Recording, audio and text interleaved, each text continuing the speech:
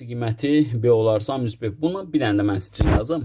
Deməli sizə deyir ki, x-iniz 3 ilə 1 arasındadır. Bu 1. Buradan da kvadrat ayıranda bu da x minus 2'nin kvadratı plus 2'dir. Kvadrat ayıranda. Deməli bunun hər tərəfindən 2'ni çıxın. Bura 1 qalır. 2'ni çıxın. Bura mənfi 1 qalır. Sonra bunu kvadratı yüksəldirlər. Bunu kvadratı yüksəldəndə burası 1 eləyəcək. Amma ortada 0 olduğuna görə kvadrat 0-dan böyük eləyəcək. Üstünə də nə gəlir? 2 gəlir. Üstünə də 2 gələndə də eləyəcək 3. Bax, deməli bunun ən kiçik qiyməti 2-dir, ən böyük qiyməti 3-dür. İndi deyir onların fərqini tap, cavabın olur 1. Yəni bura B eləyir, bura da A eləyir.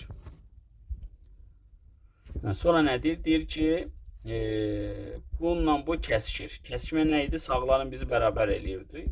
İndi buradan x kvadrat plus 3x çıxılsın 5 bərabərdə 0 aldıq. AB parçasının orta nöqtəsinin ordinatını deyirlər tap. Yəni siz y-ləri tapacaqsınız. Orta nöqtə necə tapılır?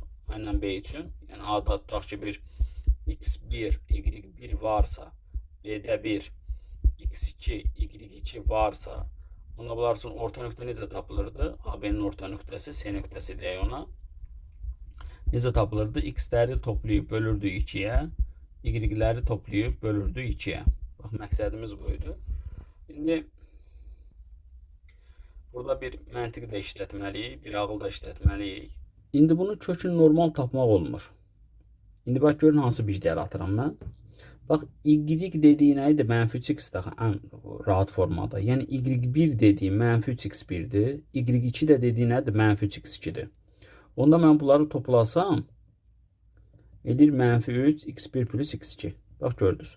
Və yarıya bölməliyəm. Yarıya da bunu böləcəm. İndi baxın, bu Viet teoremi ilə x1 plus x2 nə qədər idi burada? Mənfi 3'üdür. Gətirin yerinə qoyun. 9 bölünsün 2. Bu da nə qədərdir? 4,5. Bunlarda mən hələ görürsünüz ki, şəkil çəkmirəm.